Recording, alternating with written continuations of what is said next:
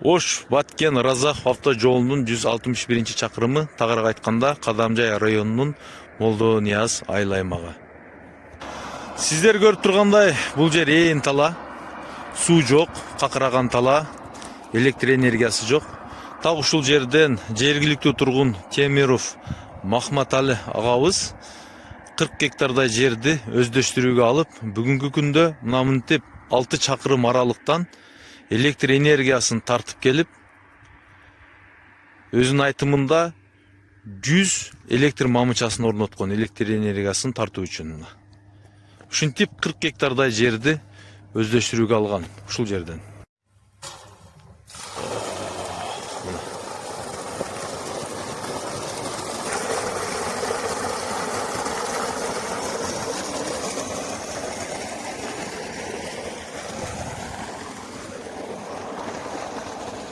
Азыр бүгүнкү күндө сиз ушул жерде канча гектар жерди өздөштүрүүгө алдыңыз?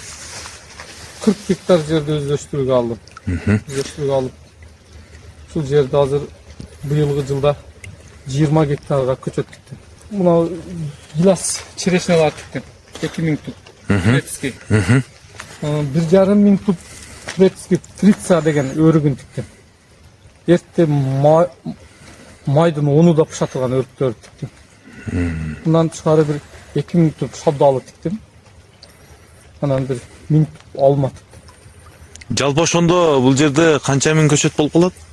Азыр ошондо 2000 туп неме черешня, 1,5 миң туп өрүк, нарыгы неме экөө болуп 2,5 миң туп. Ошондо канча 6,5 миң туп, 7 миң көчөт тигилди да. Көчөт быйылкы жылда. Быйылкы жылда. Булар эми 1 жылдык көчөттөр да? Булар ушул көчөттөр 1 жылдык көчөттөр. 1 жылдык көчөттөр. Тиккенде быйыл эрте жазда тигип туруп ушул жерден кесип ташталган. Азыр мына где-то 1 метрге жакын уже көчөттөр структады. Суу маселесини скважина чыгардым. 6 чакырым жерден десятканы тартып келип, Электр энергиясы. Тартып келип, мына трансформатор орнотуп, скважина чыгардым. Скважина чыгарып, ушул скважина менен быйыл көктөттүк. Андан тышкары суу муктаждыгы болуп калса деп туруп, резервуар курдум. 700 куб ала турган резервуар. Суу сактагыч да? Суу сактагыч. Сууну канча метр тереңдиктен чыгарып атасың? Суу азыр 150 метр тереңдик казылган. Насос азыр 80 метрде турат. Бул жерде суу 60 метрде суу бар экен. 60 метр чукурлукта суу бар экен. Ошондо азыр 80 метрге насос турат. 150 метр казылган. Азырынча жетиштүү болуп атат. Бирок азыр суудун немесини кылып азыр нар жактан дагы скважина каздырып атам азыр. Кошумча. Бирок көчөттөн чоңойгон сары сууду көбүрөөк требут кылат. Бизди Кыргызстанда талап жакшы. Бизди Кыргызстанга дагы андан соң бул жер жазында ысык болот дагы эрте пышат. Эрте пышат дагы мына Россияга дагы экспорт кылса жакшы да. Ушул көчөт мына электр чубалгыларын тартуу столба, трансформатор, резервуар болуп азыр где-то бир 13 миллиондой каражат жумшалды. Азыр дагы о жолду ылдый жагында, трассанын ылдый жагында 18 гектар бар. Ал жерге дагы скважинаны даярдап, трансформатор орнотуп, азыр скважинанын обсадной трубаларын таштап койдум. Быйыл азыр шу күндөрдө ошол жерден сууду чыгарып, күзүндө уже көчөттү эгишим керек. 18 гектар дагы ал жерге көчөт тигишим керек. Мында күнгө күйүп алдын ич көчөт эгилбегениге жер жакшы экен. Көчөттөргө жакшы эффект берип атат. Көчөттөрдү өсүшү жакшы. Суудан калтырбай эме кылдык. Азыр мына жерге кайта иштеп, жерлерди бир азыр күздү күндө бошоп калган маалда мына жерлерге азыр иштөөдү берип, көчөттөрдү астына айдатып эме кылдык. Иштөө бердик. Анан ушул 2 гектарга резервуарга сууду кылып, 2 гектарга капельни кылып туруп, пияз эгип көрөйүн деп мындай азыр план кылып атам. Ошонго жерди азыр даярдадым. Тамчылатып сугаруу менен. Тамчылатып сугарып туруп, 2 гектар капельни кылып туруп, пияз эгенде отам. Кандай эффект болот. Көчөттөр черешнялар турецкий. Ал жакта бар өрүктөр. Ошол өрүктөр ам турецкий. Нары шабдалы, алмалар өзүбүз эле немелер. Эми баасын канчадан алдыңыз эми? Канчадан алдыңыз? Черешнялардын баасы 250 сомдон болду. Өрүктөрдүн баасын 200 сомдон алдым. Турциядан алдырдыңыз. Турецкий көчөттөр. Турецкий көчөттөр, Бак болуп чоңоюп, мөмөгө кирип калса, буларды сатуу кандай болуп калат анан? Сатуу бизди бул Баткен областында күн ысык болот. Күн ысык болот дагы бул мөмөлөр тез пышат. Андан кийин бизде экология таза дагы бизди Кыргызстандын мөмөлөрү сапаттуу. Сапаты жагынан жакшы. Россияга ям экспорт кылса дагы Россияда ям баасы жакшы да, өтүмү ям жакшы болот. Эрте пышат, анан даамдуу болот, Даамдуу болот. Ысык жердин мөмөсү даамдуу болот да. Мана ушул өрүктөр турецкий. Быйыл эгилген өрүктөр. Быйылдан кийинге гүлдөп бирден экиден мөмө кылбайм. Булар биринчи эми мана экинчи жылга бирден экиден мөмө кармаса керек деп атабыз. Бир үчүнчү жылга бир 1 килограмм, 2 килограммдан мөмө кармайт, анан 4-чү жылга уже 5 кило, 10 килограммга чейин мөмө байлайт. 4-5 жылда? 4-чү жылдары уже мөмө жакшы. Уже 4-чү жылда, 3-чү жылда мөмөгө кирет да, толугу менен. Бер гиластарыңызчы? Гиластар дем 2 жыл, 3 жылда мөмөгө кирет экен. Гиластар сал өрүккө караганда кечирээк мөмөгө кирет. Энди мындай 2 жылда мөмөгө кирет дейт, 2 жылда эмес. 4 жылда мөмөгө кирсе ham жакшы эле да. Өзүбүздүн гиластар уже 6 жылда, 7 жылда мөмөгө кирет. Бул жерге азыр сиз жерге топурак салгансызбы же өзү ушундай борпоңбу? Топурак салган жок. Өзү жерде таш аз эле экен. Анан сары топурак дагы жерди кыртышы жакшы эле. Жакшы. Көчөттөр, быйылгы көчөттөр ушунчалык өстү. Жердин немеси жакшы да. Ушул алмада декабрь кеч күздө пышатырган алмада. Бизди бул жерде крипсон 5 жылдыз алмалар эмес, бул дагы ушу турецкий алмалар. Кеч күздө пышатырган алмалар. Сорт ошондой, Сорт ошондой. Булар канча килограммга чейин алат? Булар энди билбейм канча килограммга чейин. Булдар дагы бир 3-чү, 4-чү жылдары уже 5 килограмм, 10 килограммдан мөмө алса. Бул мынабызда биринчи жылкы көчөт ошондо? Ооба, быйыл эрте жазда эгилген көчөттөр да баары эрте жазда. Бардыгы эрте жазда эгилген, Бардыгы эрте жазда эгилгенбиз. Булар шабдаллар, булар өзүбүз эле Восток, Чемпион, Красный Москва деген шабдаллардан эккен. Ушул шабдаллар. Бул же канча гектар жерге эгилди шабдал? Бул шабдал ям азыр бир 4 гектар жерге эгилген. Азыр эми ушул жердин 40 гектардын бардыгына ушундай көчөт эгесизби? Азыр бир 18 гектар жерге көчөт тигилген. Азыр дагы 22 гектар жерге быйыл уже азыр күзүндө көчөт тиксе боло берет. Күзүндө уже азыр дагы бир 15 күндөн кийин уже көчөт уйкуга кетет. Эксе боло берет. Андан кийин эрте жазда быйыл эрте жазда көчөттү тигип успет кылбадык. Күн тез эле ысып кетти дагы. Кеч эксе көчөт жакшы көктөбөй калат. 10 күн 15 күндөн кийин көчөт тигишти баштайбыз. Андан кийин калганын эрте жазда тигебиз. В общем 40 гектарды полный быйылдан кийинге көчөттү тигип даяр бакпайда болот экен да. Бактарды. Эми азыр сиз айткандай ушул жерди өздөштүрүүгө 13 миллиондон ашууну каражатты жумшап коюпсуз. Бул мамлекет тарабынан дагы сизге бир колдоо, жардам болуп атабы? Мамлекет тарабынан колдоо болуп атат. Мамлекет тарабынан мындай неме эмес, кредит бергиле десем 1 миллиондон ашык кредит бербейт экен. 5% 1 миллион кредит алдым. Андан кийин проценттүү дагы 1 миллион алдым. 2 миллион кредит алдым да 1 миллион 5%, 1 миллион 18%тен бери кредит алдым. Бизге окшогон ушундай бак кылам деген ишкерлерге 5% бир 5 миллион кредит берсе жакшы болот де. Бул өзү көчөттүн өзүгө эле 5 миллион акча кетип калат. Көчөттүн өзүнө сатып алышка. Көчөттү өзүнө сатып алышка. Азыр гектарга 400 тадан кеткенде азыр 20 гектар жерге 8.000 10.000 көчөт кетет да азыр. Дагы 10.000 көчөт алышым керек. 10.000 көчөттү кидети bir 250 сомдон алгандайам. 2,5 миллион акча керек. Төрөк эгемин. Андан кийин дагы черешня эгемин. Бизде черешня ушул жерлерде кидети 300 сом болгон маалда черешня эрте пышат дагы черешняга спрос өтө жакшы. Көктөбөй энди мындай көп көчөт болгондон кийин бирден экиден болот. Ушунча көчөттү ичиден кидети курган болсо bir 2% көчөт курган жок да. Мисалы үчүн 100 та көчөттөн 2-3 көчөт куруду. Курубады эмес, энди куруду. Көчөт өзү дагы bir кандай болуп куруду, бирок bir 99 почти 100% эле почти көктөдү да. Көктөдү. Суу таза. Жер астындагы суу жакшы. Аз-маз шор бар, көп эмес.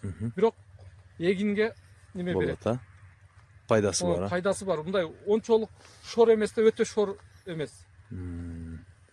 Мына көчөттөргө жер семирткич бергенде мындай чыгымдар кандай болуп атат? Эми көчөттөргө ар бир көчөткө 1,5 килограммдан амофоз бериш керек да. Амофоз бериш керек. Bir жылда bir жолу хотя бы. Болсо bir жылда 2 жолу бериш керек. 2 жолу бериш керек. Ошондо кидети азыр 20 гектарда көчөткө азыр бул жерде bir 7,5-8.000 туп көчөт бар да. 8.000 туп көчөткө 1,5 килограммдан кеткенде амофоз 4 тонна кетип калат. Амофоз кетет да. 4 тонна амофоз кидети килограмм азыр көрүп Ооба. Жылга в общем bir 500.000 сом ушу 20 гектарга чыгымы бар да. Чыгымы бар. Жер семирткичтин өзүнө. Жер семирткичтердин өзүнө. Азмаздан көчөткө удобрение бербесе болбойт. Мына азыр арпаны канча гектар жерге эктим дедиңиз? Азыр арпа кидети бул 4 гектар. Бул 4 гектар арпаны кийин эмне сатууга чыгарасың? 4 гектар арпаны хотя бы мына скважина сууда мына көчөттөрдөн артып калса, bir жазында bir 2 жолу суу ичип калсаям, арпа жакшы болот да. Жакшы болсо хотя бы кидети bir гектардан 30-35 центнер болсо 50 центнерде бергенде кидети bir 15 тонна, 20 тонна арпа алып кала турган болсок да, 15 тоннадан болсо хотя бы аз-маз чыгымдарды көтөрөт да. Жардам болот да. Жардам болот да. Ооба. Уже трансформаторго айга кидети bir 15.000 токко кетет сууга. Ол неме алат? Багбан суу койгон адамга айлык. Кидети жылына ушул жерге жылына шу суу пулдуку болуп 1 миллион чыгым бар да. 1 жылдык чыгым, а? 1 жылда. Ошол чыгымдарды хотя бы bir 30%, bu 50%'ин болсо жаап калабы деп мына арпа, пияз эгейин деп неме кылып атам. Арпаны эктим, энди пияз эгейин деп. Буюрса эми булар көчөттөр мөмөгө киргиче ушинтип жаап турасыз эми. Ошентип жаап турбаса болот. Бул көчөттөр 3-жылы уже прыбылга киришти баштайбыз да, 3-жылы. Кулай буюрса. Мына өрүк, шабдаллардан. Черешналардан 5 жылдан кийин уже мөмө беришти баштайт да. Эми 3 жылда этип 3 жылда аз 1 килограмм, 1,5 килограмм, 2 килограмм бериши мүмкүн. 5-жылы стабильный 5 килограммдан 10 килограммга түшүм беришти баштайт да черешналар. Көчөт эгип мындай сонун кылып бак кылайын деген мындай неме өзүмдө неме пайда болду да. Ниет пайда болду. Жакшы адамдан бакка алат деп. Баккаса мындай жолдон өткөн кеткендер жейт. Салкынында көлөңкөстү эс алат. Андан тышкары бул жер ушундай болуп ишке келип калып мөмө-чөмө болуп кала турган болсо, буну мөмө-чөмөлөр пышкан маалда күнүгө bir 50-60 адам иштейт. Буну териш керек, упаковка кылыш керек, яшикке салыш керек.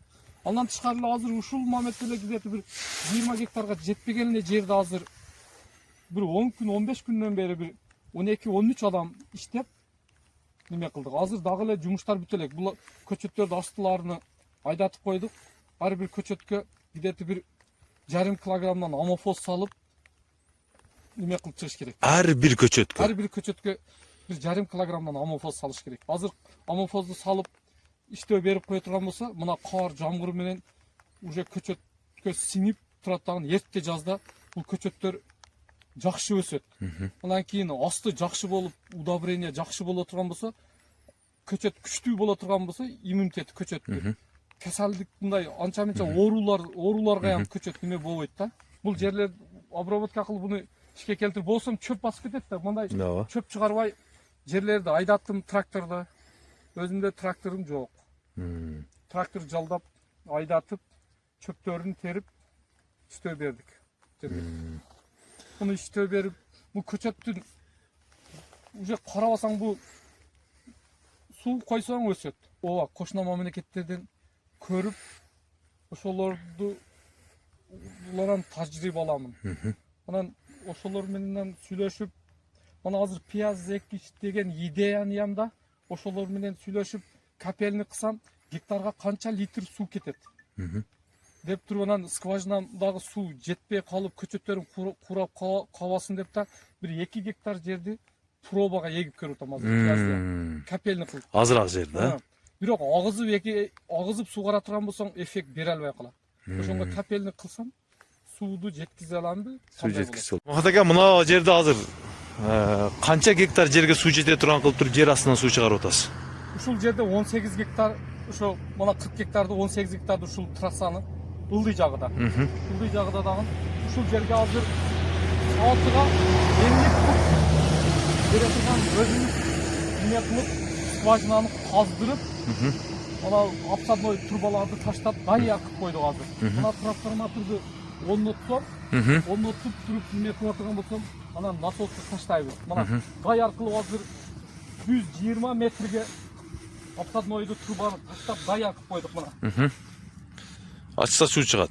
Азыр ушул трубаны немени улап туруп эле электр энергиясыны трансформаторларды орнотуп эме кылсак, анан насос таштайбыз. Насос таштаса суу чыгат.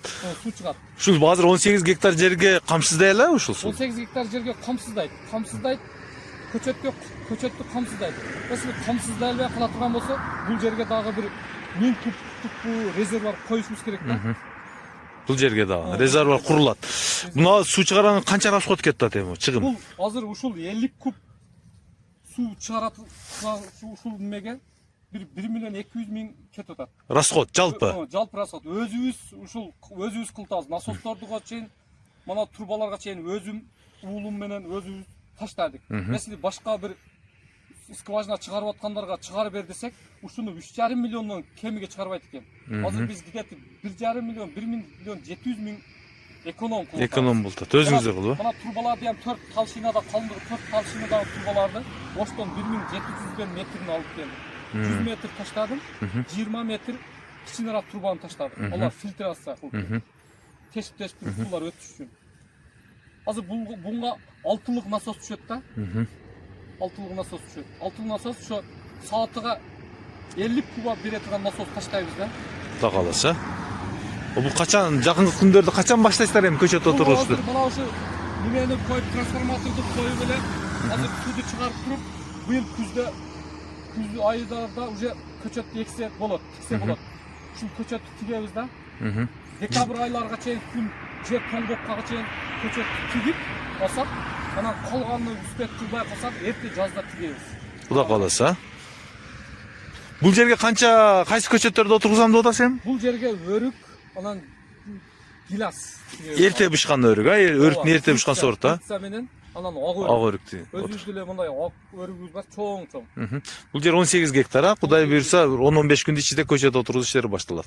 Мына сууду эле чыгарсак, 10-15 күндө уже көчөт отургуз. Жер тоңгонго чейин, Жер тоңгонго чейин. Жер тоңуп калгандан кийин жумуш иштери токтоп калат, жер катып калат. Анга чейин үстөп тигичак тигебиз. Андан кийин калганын эрте жазда тигебиз да.